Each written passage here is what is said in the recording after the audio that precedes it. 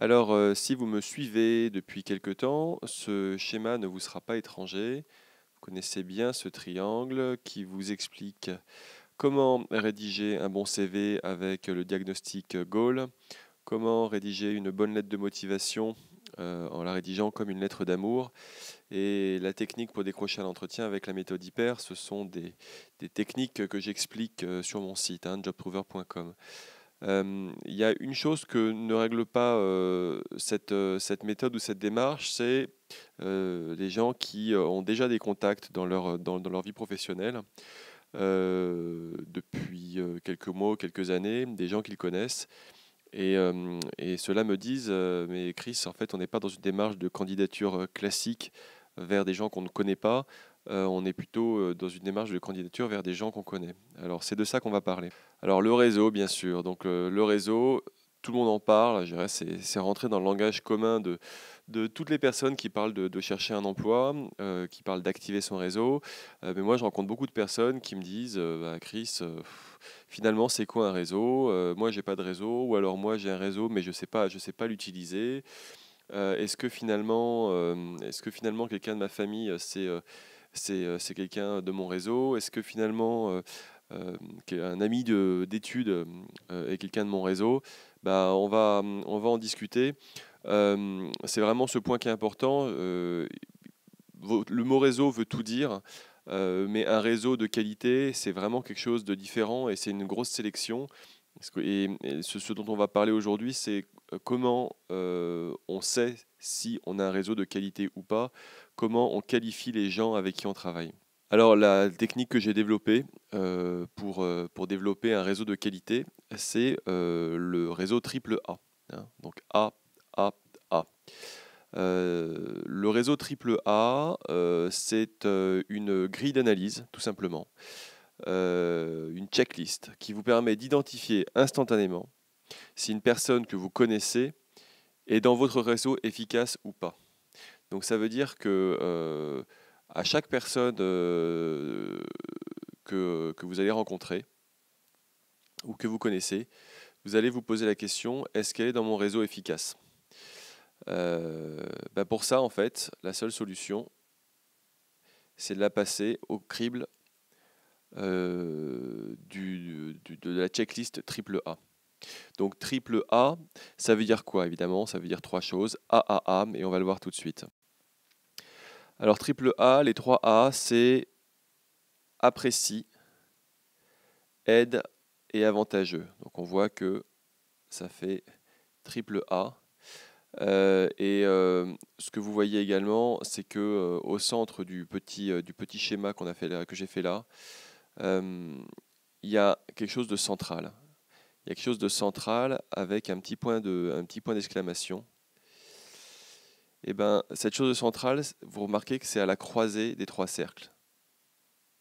Donc du cercle apprécie, du cercle aide et du cercle avantageux. C'est-à-dire que une personne peut être dans le cercle apprécie, cette même personne peut être dans le cercle aide, mais pas être dans le cercle avantageux, et dans ce cas-là, elle sera exclue du triple A. Alors, voyons ce que ça veut dire apprécie, aide, avantageux. Apprécie, c'est tout simplement que la personne avec qui vous êtes en contact, elle vous apprécie si elle a conscience de certaines de vos compétences, de votre savoir-faire ou de votre parcours.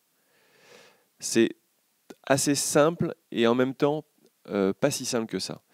C'est assez simple parce que finalement, quelqu'un qui vous apprécie, on peut trouver beaucoup de gens, je dirais surtout dans le milieu amical. Votre meilleur ami, demandez-le pourquoi il vous apprécie.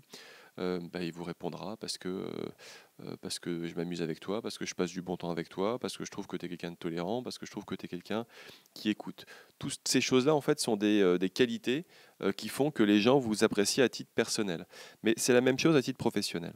C'est-à-dire qu'à titre professionnel, euh, on vous apprécie souvent pour des qualités, des compétences, des savoir-faire euh, qui vous sont propres. euh, si vous êtes développeur informatique, eh ben, vous savez coder et on va vous apprécier pour cette compétence. Si vous bossez si vous faites de la paye dans les ressources humaines, ben, il faut être très rigoureux en fait pour gérer la paye. Il faut très bien connaître le code du travail français et on va vous apprécier pour ça. Donc le premier axe, c'est est-ce que la personne vous apprécie, c'est-à-dire est-ce qu'elle a conscience de vos compétences. Le mot conscience, en fait, il n'est pas choisi par hasard.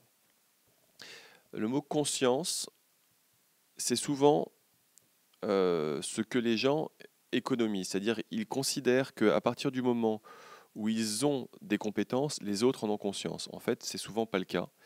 C'est-à-dire que bien souvent on a un savoir-faire, mais on sait mal le communiquer, ce qui fait que notre entourage n'a pas conscience de ce savoir-faire. Donc pensez bien dans la règle des triple A qu'une personne qui vous apprécie est une personne qui a conscience de vos compétences. Conscience de vos compétences. Donc posez-vous la question, quelles sont mes compétences et qui en a conscience? Voilà pour le premier point de la règle du triple A. Deuxième règle du triple A, c'est aide.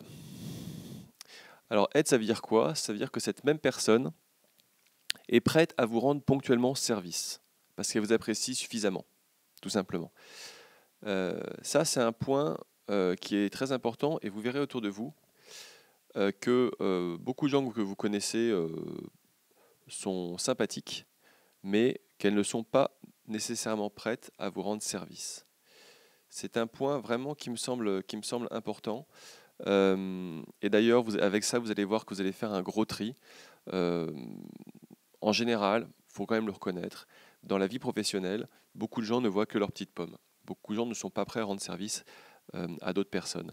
Et ben, dans le domaine du réseau professionnel, ceux qui font ça, en fait, en général, ont un très mauvais réseau. C'est-à-dire que comme ils ne savent pas rendre service, et ben, de fait, ils ont assez peu de gens autour d'eux, ou alors ce sont des gens qui sont assez artificiels. Donc ce point me semble très important. Il faut que la personne, en fait, soit consciente ou ait envie de vous aider. Donc c'est l'autre point, le deuxième point du triple A. Le dernier point du triple A, c'est avantageux. Avantageux, ça veut dire quoi? Ça veut dire que la personne de votre réseau, si elle sait que vous pouvez lui rendre service si elle en a besoin et que ça pourra lui servir, dans ce cas-là, c'est vraiment quelqu'un de précieux. C'est un point qui est extrêmement important et qui est la base du réseau professionnel. On a vu à l'instant que quelqu'un qui a de la valeur dans votre réseau, c'est quelqu'un qui est prêt à vous aider. Mais on se rend bien compte que on est rarement prêt à aider quelqu'un si on ne sait pas que potentiellement l'autre peut nous aider. Hein, ça marche comme ça. Je dirais l'aide, c'est un petit peu ça va un peu dans les deux sens. Hein, vous voyez, c'est le lien entre les deux A. C'est vraiment dans les deux sens. Simplement, lorsqu'on a conscience qu'une autre personne peut nous aider, dans ce cas-là, on est encore plus disposé à l'aider. Donc posez-vous la question autour de vous, dans votre réseau, qui sait que si elle a besoin de vous, vous pourrez l'aider?